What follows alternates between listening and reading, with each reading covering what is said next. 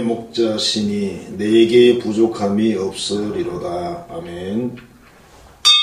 우리 같이 일어서서 찬양 드리겠습니다.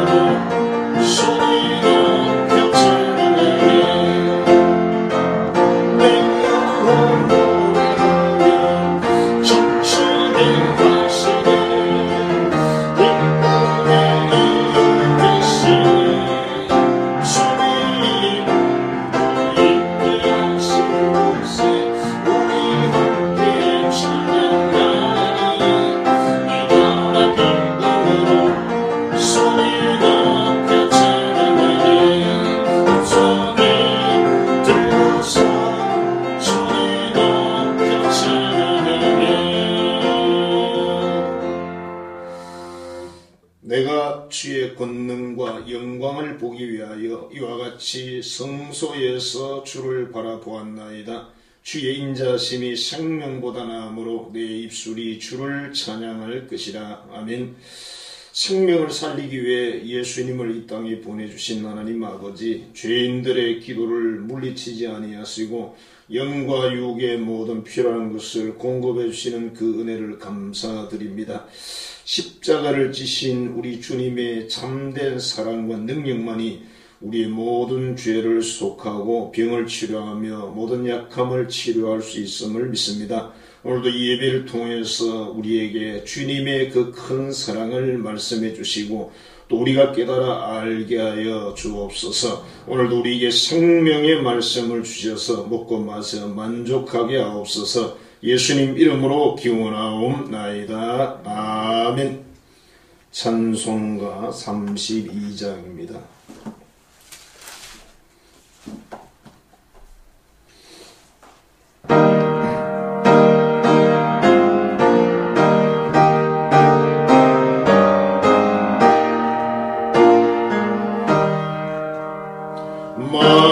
만유의 주제 존귀하신 예수 사랑이 되신 하나님 나 사모하여 영원히 섬길 내 영광 되신 주로다. 화려한 공상 무서운 저수로 아름답고 묘하나 순전한 예수 더 아름다워 봄 같은 기쁨 주시네. 광명한 해와 명랑한 저 달빛 수많은 별들이 빛나나 주 예수 빛이 더 찬란하여 참 비교할 수 없도다. 아멘. 우리 하나님 앞에 참여하는 기도를 드리겠습니다.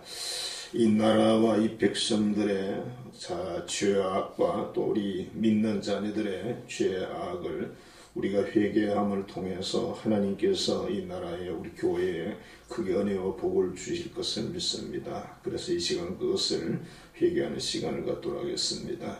하나님 아버지, 우리가 오직 하나님만 사랑하고 하나님의 계명을 지키며 하나님의 뜻을 따라 살 때 하나님은 크고 참으로 놀라운 복을 주셨고 주시기로 또 약속이 되어 있습니다. 그러나 우리가 참으로 이 나라가 하나님이 베푸신 그 모든 것에 대해서 감사와 찬양이 아니라 오히려 원망하고 불평해왔던 것들을 회개하고 또 하나님 보시기에 거룩하지 못한 삶을 살아왔던 것을 회개합니다. 저희 모든 죄 악을 용서하옵소서. 더구나 주님이 세운 몸된 교회와 몸인 우리 모든 지체인 우리 자녀들이 하나님을 온전히 사랑하고 계명을 지키고 순결하고 거룩한 삶을 살아야 되는데 그렇게 살지 못했음을 이 시간 회개하고 고백하오니 우리 모든 것을 받으사 은혜를 베푸시고 용서하여 주옵소서. 작은 자야 안심하라. 네 죄 사함을 받았느니라. 인자가 세상에서 죄를 사하는 권능이 있는 줄을 너희로 알게 하려 하노라. 아멘. 찬송가 5장입니다.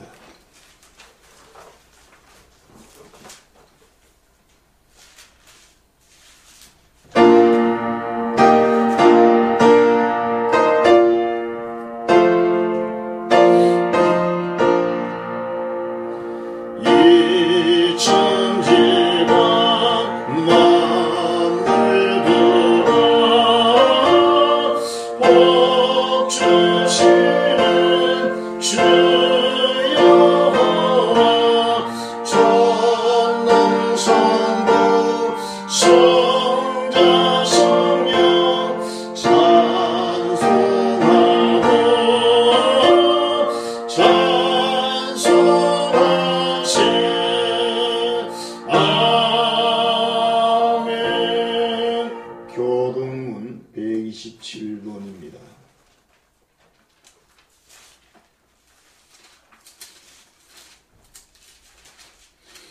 127번 사순절 네 번째 말씀을 교독하겠습니다.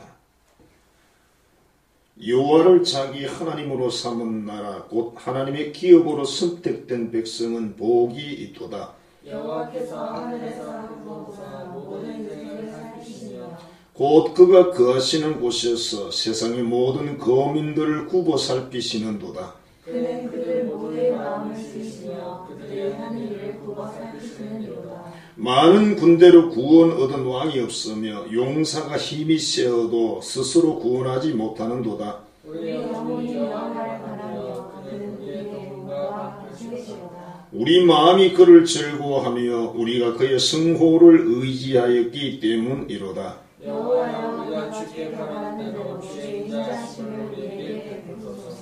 아멘. 신앙 고백하겠습니다. 전능하사 천지를 만드신 하나님 아버지를 내가 믿사오며 그 외아들 우리 주 예수 그리스도를 믿사오니 이는 성령으로 잉태하사 동정녀 마리아에게 나시고 본디오 빌라도에게 고난을 받으사 십자가에 못 박혀 죽으시고 장사한 지 사흘 만에 죽은 자 가운데서 다시 살아나시며 하늘에 오르사 전능하신 하나님 우편에 앉아 계시다가 저리로서 산자와 죽은 자를 심판하러 오시리라. 성령을 믿사오며 거룩한 공예와 성도가 서로 교통하는 것과 죄를 사하여 주시는 것과 몸이 다시 사는 것과 영원히 사는 것을 믿사옵나이다. 아멘. 찬송가 413장입니다.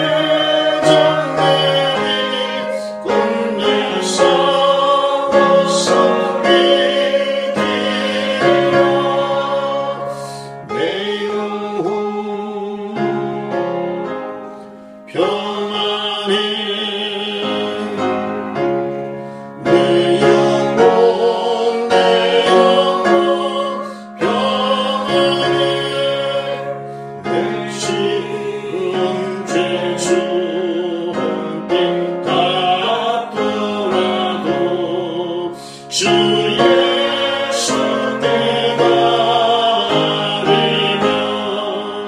그 십자가 비로소 다시 서서 있는 것보다 정하리라. 내 영혼 평안히 내 영혼 평안히 전부 주의 부르면 일어나며 큰 나팔이 울릴 때에 주 오셔서 세상 실까지도 나의 영혼은 것 없으리. 내 영혼 평안히 내 영혼 평안히. 아멘. 하나님의 말씀은 구약성경 출애굽기 14장 10절부터 14절입니다.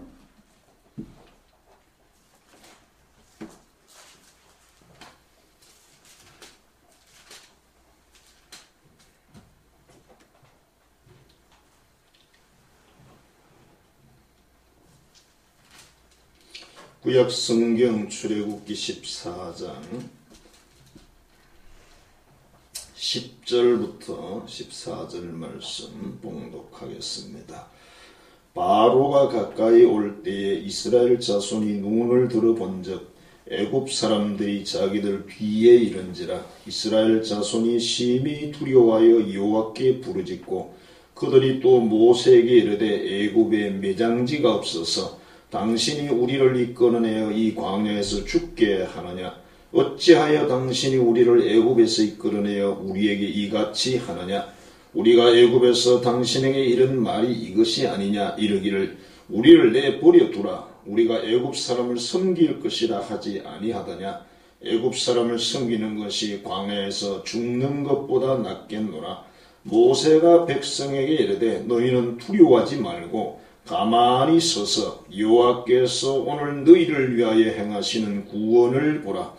너희가 오늘 본 애굽 사람을 영원히 다시 보지 아니하리라. 여호와께서 너희를 위하여 싸우시리니 너희는 가만히 있을지니라. 아멘.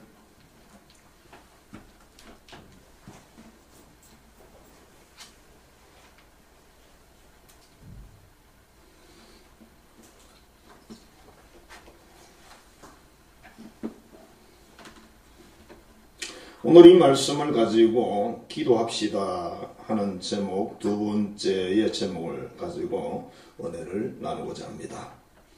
사람들은 성공한 사람들을 높여 평가하고 칭찬을 합니다.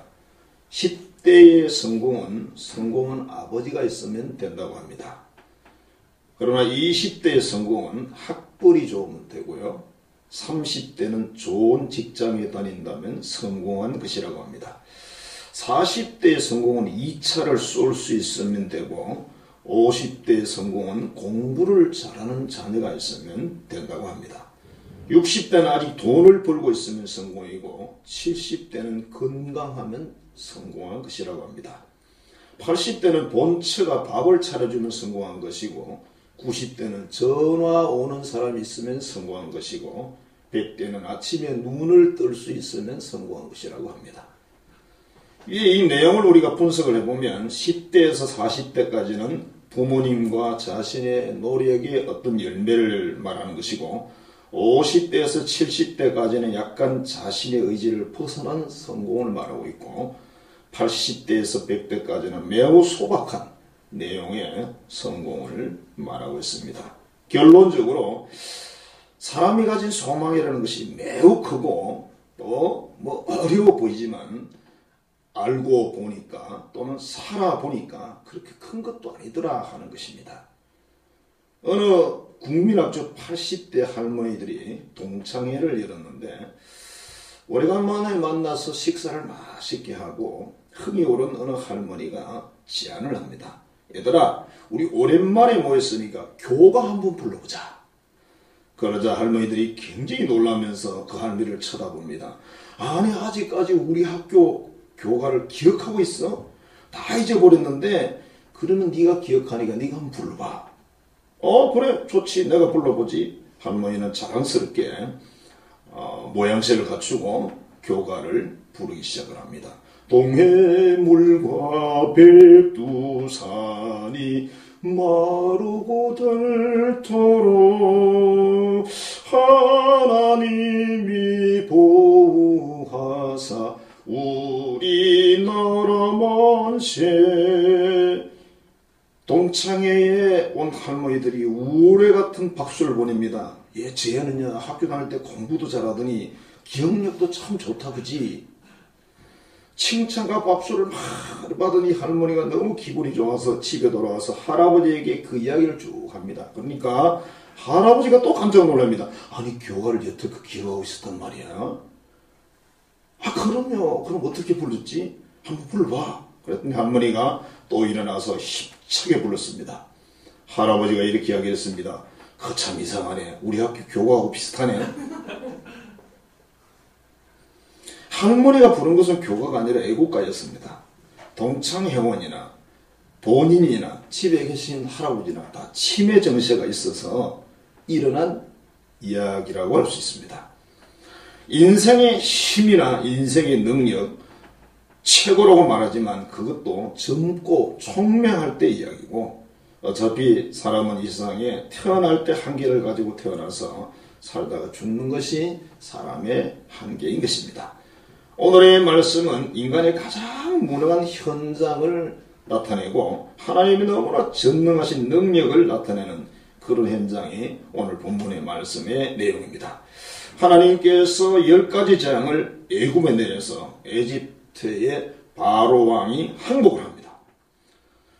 에집트에서 약 400년에서 430년 정도의 노예 생활을 이 이스라엘 사람들이 했는데 이제 해방이 돼서 너무 기쁘게 나왔지만은 홍해 앞에 지금 다시 서게 됐습니다.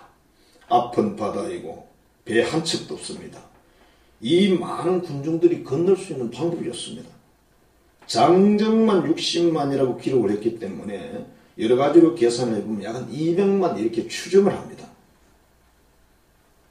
그리고 뒤에는 이스라엘을 해방해서 했던 그 애굽의 바로 왕이 해방것을 후회하면서 다시 이스라엘 사람들을 잡아다가 노예를 삼기 위해서 군대를 파견을 했습니다. 앞에는 바다고 뒤에는 애굽 군대가 지금 잡으려고 기다리고 있습니다. 자, 그 군사들을 성경에 보니까 선발된 병거가 600대고 거기에 플러스해서 나머지 모든 애굽에 있는 병거를 다 동원을 했다고 합니다. 그리고 지휘관 장군들이 다 동원이 됐고 모든 군사들이 동원이 다 됐고 필요한 무기들이 다 동원되기 때문에 만일 반항하면 죽일 것입니다. 자, 이것을 본 이스라엘 사람들은 너무 무서워해서 여호와께 막 부르짖었어요. 살려달라고, 우리 죽는 거냐고. 그리고 모세에게 막 원망을 합니다. 자, 이 내용을 가만히 한 발 뒤로 빠져서 생각을 해보면 이스라엘 사람들은 왜 이렇게 두려워했을까? 뭐가 무서웠어? 그러니까 앞에 지금 홍해가 기다리고 있는 거고 뒤에는 애굽의 군사가 죽이려고 왔다는 거죠. 잡아가려고 왔다는 거죠. 그게 사실이라는 겁니다. 그래서 이스라엘 백성들이 심히 두려워했다. 그래서 하나님께 살려달라고 부르짖었고 모세를 원망을 합니다. 애굽에도 장례를 치를 그 매장지가 많이 있는데 왜 우리를 이 사막으로 끌어내서 죽게 하느냐? 우리가 애굽에서 애굽 사람을 섬기면서 산다고 그랬지 않느냐? 여기서 죽는 것보다는 거기서 종으로 사는 게 더 낫지 않겠느냐? 그렇게 말하면서 모세를 막 원망을 했고 모세를 그냥 금방 돌을 던져서 죽일 그런 기세였습니다. 이때 이스라엘의 이 하나님 시험 지도자 모세가 말합니다. 너희는 두려워하지 말고 가만히 서서 여호와께서 오늘 너희를 위하여 행하시는 이 구원을 봐라. 너희가 오늘 본 이 애굽 사람을 영원히 다시 보지 아니하리라. 여호와께서 너희를 위하여 싸우시니 너희는 가만히 있을지니라. 참 상식적으로 생각을 해보면 말도 안 되는 소리를 지금 모세가 하고 있는 겁니다. 지금 상황이 두렵죠.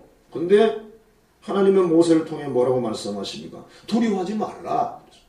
너무 당황스럽죠. 지금 뭐 어떻게 할 방법이 없죠. 그래서 우왕좌왕하니까 하나님은 뭐라고 말씀하십니까? 가만히 서 있으라 그렇게 말씀하셨어요. 앞이 보이지 않고 넓고 붉은 이 바다가 앞에 있고 뒤에는 화가 난 애굽 군사들이 자기들을 잡으려고 왔는데 하나님은 뭐라고 말합니까? 너희는 오늘 그냥 하나님이 어떻게 너희를 살려주는지 구경만 해라 그렇게 말씀하셨어요. 그리고 마지막에 이 말씀을 하십니다. 오늘 본 저 무서운 애굽의 정예 부대 장군 병사 병거들을 다시는 못 볼 것이다. 정말 뭐 이성적으로 이해할 수도 없는, 지식적으로 깨달아낼 수도 없는, 어떻게 상상해낼 수도 없는 그런 말씀을 하셨습니다. 하나님께서 너희를 위해 싸울 것이니까 너희는 가만히 있을지니라 그렇게 말씀하셨어요. 가만히 있는다는 게 얼마나 어려운지. 제가 어린 시절에 학교 다니고 또는 뭐 친구들 어울리고 이렇게 하다 보면 뭐 선배라든지 뭐 형이라든지 뭐 나이가 많은 누구라든지 협박을 한다든지 뭐 때리고 그렇게 하면 힘이 모자라죠. 그러면 누나나 형의 도움을 요청하게 됩니다. 그러면 누나나 형은 달려와가지고 동생을 도와주게 되죠. 이때 나는 뭘 하고 있느냐면 가만히 있습니다. 형이 때리는 거 나도 가서 발로 차는 게 아니고 나는 그냥 가만히 있으면 되는 거예요. 자, 하나님은 천지 만물의 창조주십니다. 인생을 지으신 주인님이십니다. 만물과 나라와 백성을 다스리는 주권자이십니다. 우리가 그렇게 신앙 고백을 합니다. 이 하나님이 나섰어요. 대신 전쟁을 하겠다는 겁니다. 우리 인간이 무엇을 하고 도울 필요가 전혀 없다. 그래서 가만히 있어라 그렇게 말씀하셨어요. 너희는 가만히 서서 오늘 하나님이 뭘 하시는지 구경해라. 모세의 말대로 이스라엘은 홍해를 정신없이 건넜습니다. 홍해가 열리니까 도망가기 바빴죠. 애굽의 군대는 말이나 그 병거들도 거기로 막 들어왔죠. 그리고 물이 합쳐져서 수장되는 그 장면을 눈으로 직접 봤습니다. 영화로 봐도 정말 대단한 장면이었는데 이 장면을 직접 봤다는 거죠. 아마 정신이 없었겠죠. 자, 그리고 홍해물이 다시 합쳐졌습니다. 애굽의 군사들이 다 그 물속에서 수장됩니다. 이스라엘 사람들은 아무것도 한 것이 없습니다. 정말 구경만 했습니다. 하나님을 도와드릴 수 있는 게 아무것도 없었습니다. 근데 하나님이 대신 전쟁을 해서 끝을 냈습니다. 이스라엘이 화살 한 개나 칼이나 창 한 자루 사용한 적이 없습니다. 깨끗하게 완벽하게 하나님이 정리를 하셨다. 그래서 출애굽기 14장 31절에 이렇게 표현되어 있습니다. 이스라엘 백성이 여호와를 경외하며 여호와와 그의 종 모세를 믿었더라. 이와 같은 현상은 출애굽하는 이스라엘에게만 해당되는 것이 아닐 것입니다.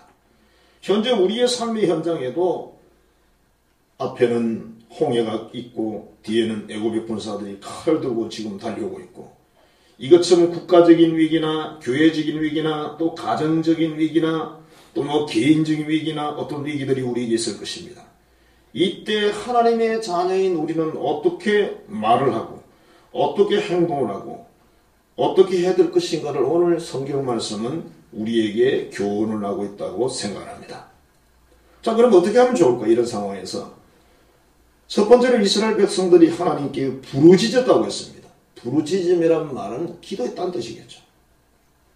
너무 위급하니까 울부짖으면서 하나님께 기도를 했는데 내용은 별거 없습니다. 원망해가면서 하나님 우리 살 수 있습니까? 살려주십시오. 우리 다 죽게 됐습니다. 그랬겠죠. 이런 기도의 내용이라는 게 하나님을 기쁘시게 할 수 있는 내용은 아니었겠죠. 믿음도 부족하고 뭐 기도의 내용도 허접하고 수준 떨어지고 그렇지만 하나님께서는 살려주세요 그 말 한마디 그걸 기다리고 계셨다는 것입니다. 그래도 하나님께서는 이스라엘을 긍휼 베푸셔가지고 그들을 구원하고 살려주셨습니다. 지금 우리가 하나님께 기도하는 내용도 비슷하다고 생각합니다. 우리가 믿음이 좋으면 또 얼마나 좋을 것이며 기도의 수준을 높여서 하면 또 얼마나 수준 높게 할 것이며 하나님을 정말 기쁘게 기도할 수 있을까 그 말이에요. 우리가 고상한 낱말을 사용을 해서 멋있게 짜가지고 그럴듯하게 기도를 한다고 해서 훌륭한 기도라고 볼 수는 없습니다. 하나님께서는 우리의 기도의 수준이나 내용을 따지는 분이 아니시라는 겁니다. 그냥 도와주세요. 구해주세요. 살려주세요. 용서해주세요. 이 기도가 듣고 싶으신 모양입니다. 나의 능력이 아니라 그분의 능력, 전능하신 하나님의 능력을 믿고 기도하자는 것입니다. 그 당시 애굽의 군대는 대단히 강했습니다. 수십만의 군대, 장군들, 무기들. 이스라엘 백성들은 노예로 살았기 때문에 무기 없습니다. 훈련받은 그런 군인도 없습니다. 어차피 전쟁을 해봤자 성사는 없습니다. 다 죽는 겁니다. 우리에게 찾아오는 오늘의 위기라든 어떤 현실도 이와 같은 상황이 아닐까 생각을 합니다. 그럴 때 우리가 할 수 있는 일은 하나님을 찾고 하나님을 구하고 하나님께 기도하는 것입니다. 그리하면 하나님이 도와주시는 것입니다. 시편 46편 1절에 보면 하나님은 우리의 피난처시요 힘이시니 환난 중에 만날 큰 도움이시라. 사람이 살면서 개인적인 위기도 많이 오죠. 그때 정말 이런 성경 말씀이 마음에 큰 힘이 되고 살 소망이 되죠. 하나님 정말 내 인생의 피난처구나. 내 인생의 이 엄청난 환난에서 나를 도울 수 있는 분은 하나님밖에 없구나. 그 고백이 나와야 진짜 하나님과 우리가 1대1로 만나는 그런 시점이 되는 것입니다. 시편 46편 9절에 보면 그가 땅끝까지 전쟁을 쉬게 하시며 활을 꺾고 창을 끊으며 수레를 불사르시는도다. 그렇게 기록을 하고 있습니다. 하나님은 전쟁이십니다. 전쟁을 정말 잘하신다. 그런 표현이기도 하겠죠.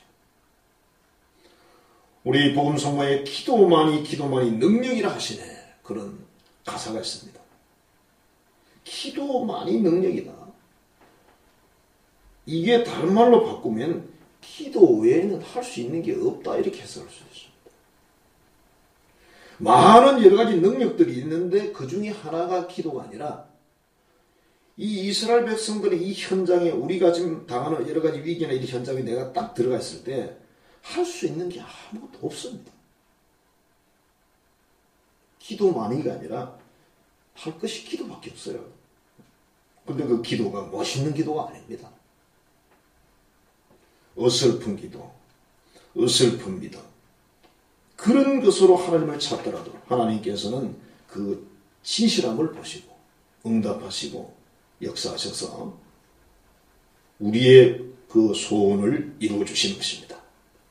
1939년 12월 30일부터 1940년 3월 13일까지 약 3개월 정도의 소련이라는 그 거대한 제국이 핀란드라는 조그마한 나라를 공산화시키기 위해서 쳐들어온 그런 전쟁이 있었습니다.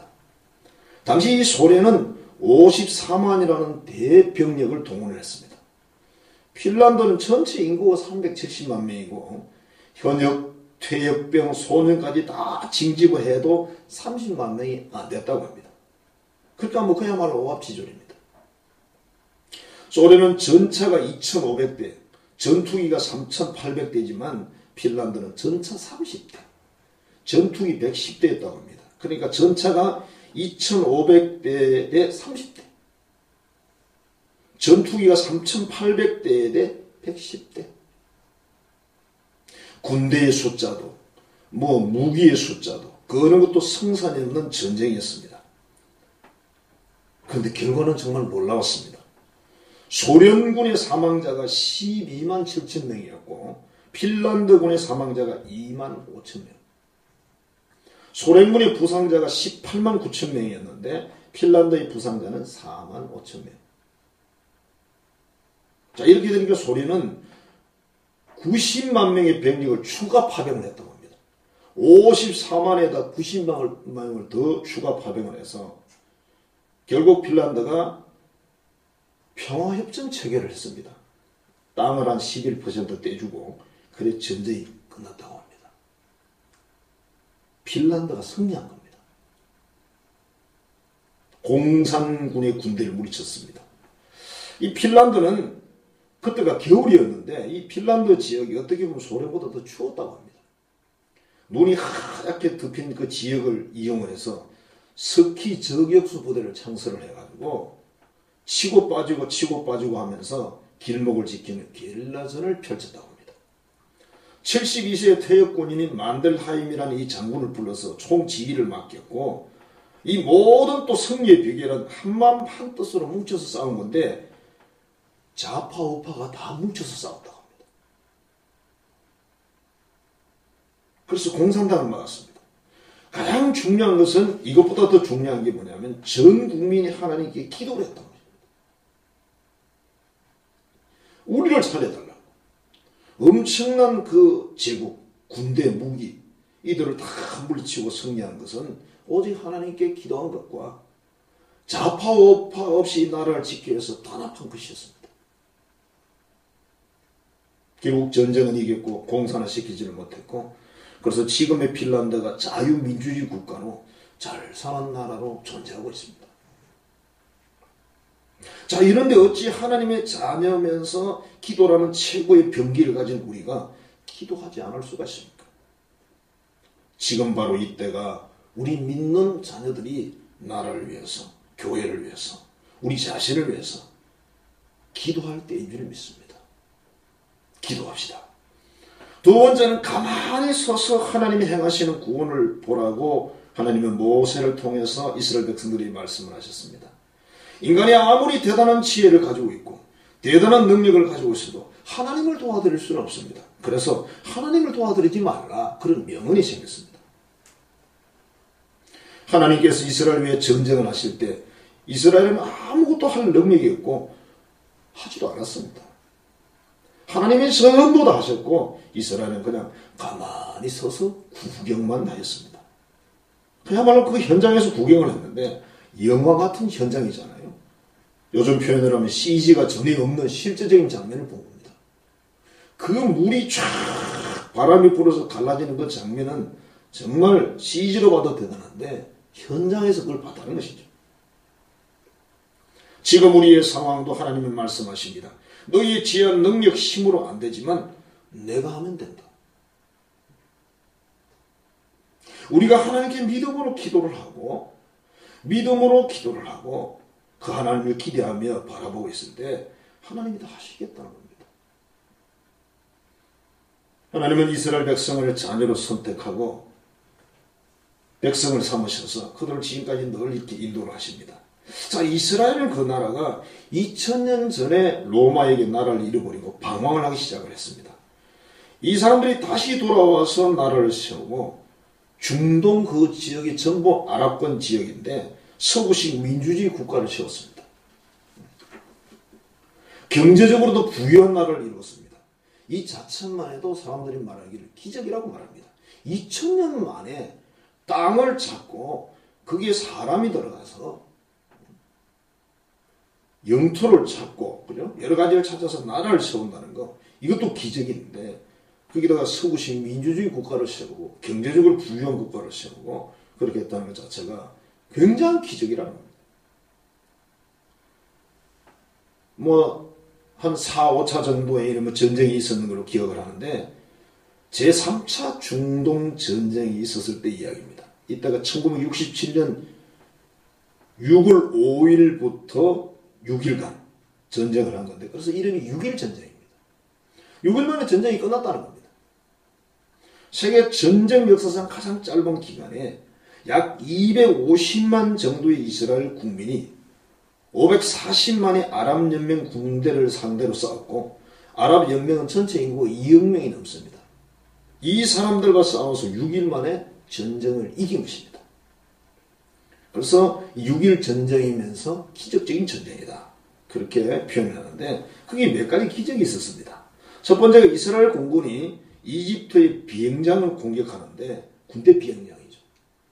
레이더망을 피해서 저공 비행을 해서 가야 되는데 놀랍게도 이집트가 눈치를 못 챘다는 거예요.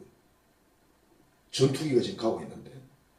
그래서 그냥 그 비행장에 있는 약 한 500대 정도 되는 그런 전투기 중에서 300대를 파괴시켰다고 합니다.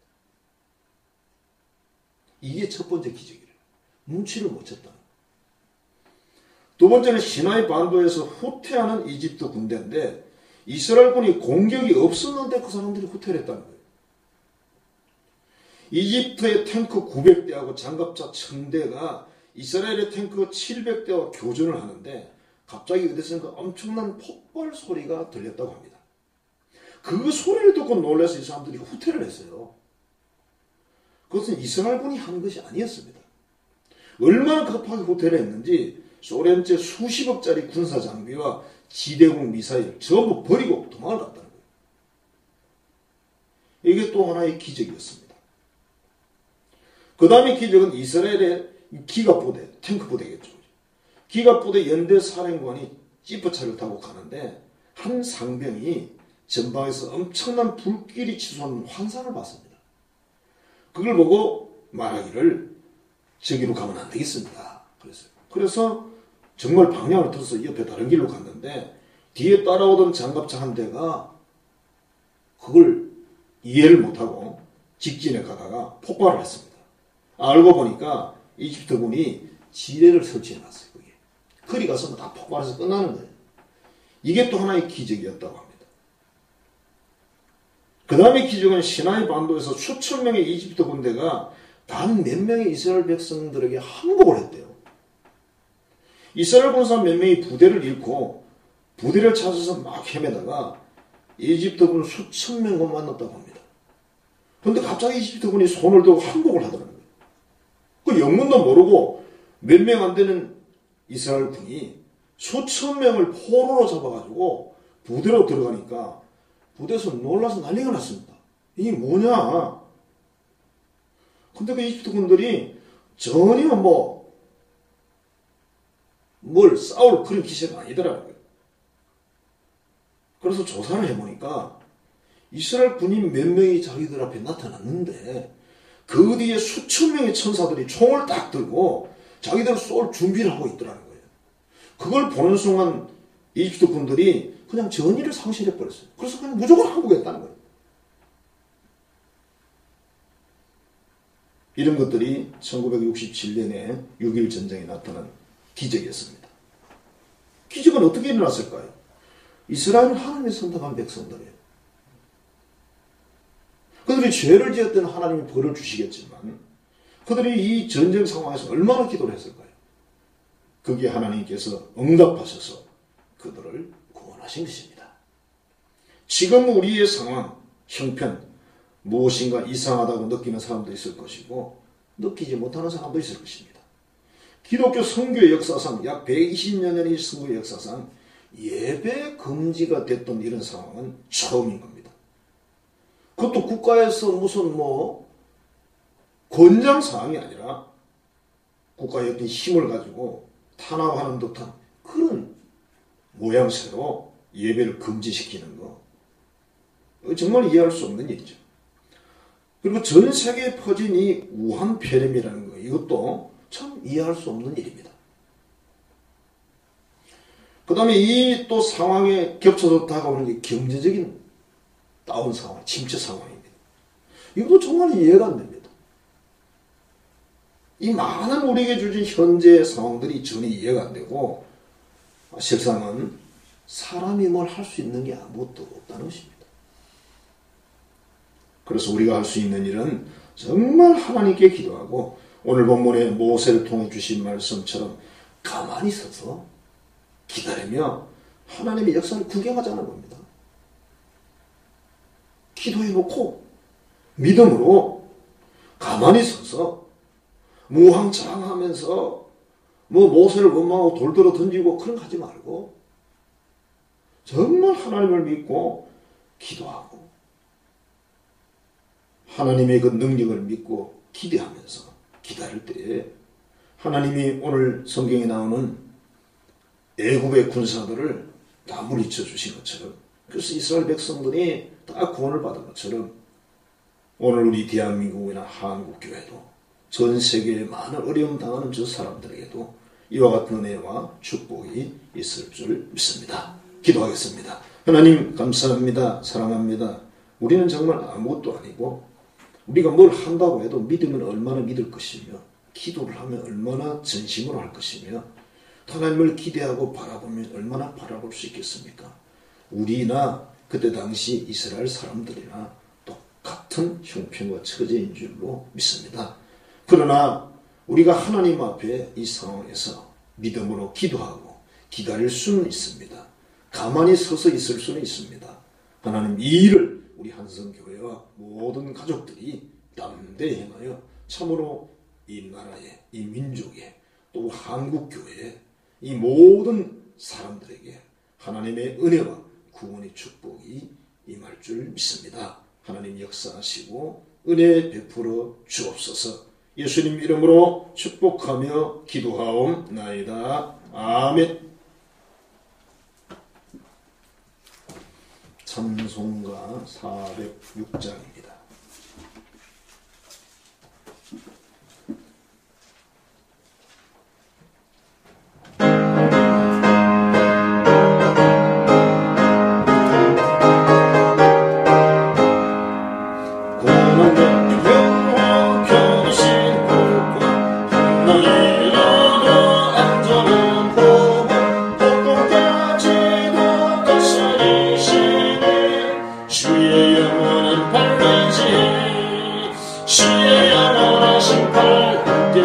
항상 나를 붙드시니 어느 곳에 가든지 여동하지 않으니 주의 팔을 의지함이라.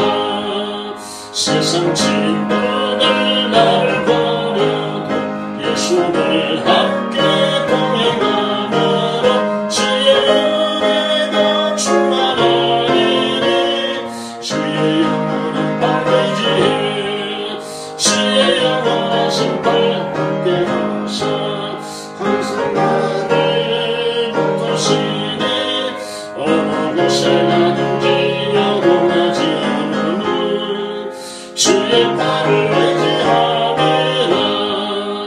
나의 믿음이 연약해져도 미리 예비하심을 주시며 위태할 때도 안전하시니 주의 영원한 발 의지해 주의 영원하신 발 함께 하사 항상 나를 붙드시니 어느 곳에 가든지 여동하지 않으니 주의 발을 의지함이라.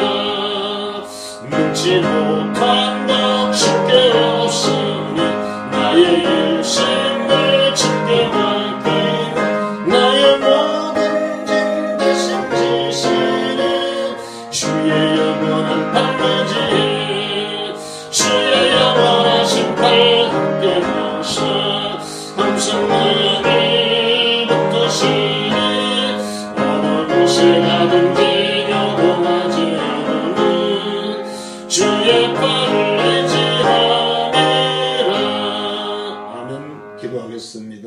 하나님 항상 우리의 모든 삶을 이끌어 주시고 인도하시며 베푸신 그 은혜를 감사하며 찬양합니다.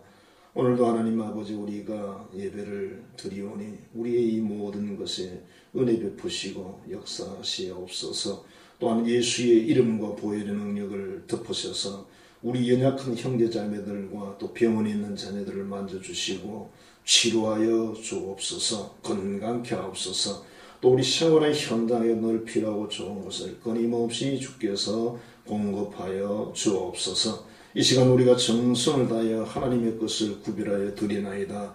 말라기 3장 10절의 약속은 그 말씀대로 우리에게 흔들어 차고 넘치도록 채우시옵소서. 감사하여 귀한 예물을 드립니다. 많은 감사의 일들이 우리 삶에 있도록 또한 범사에 감사를 하셨사오니 지금 이런 여러가지 환경 속에서도 하나님께 풍성한 감사를 고백하게 하옵소서. 우리 생활 현장에 하나님 선하고 좋은 것을 늘 주심을 찬양합니다.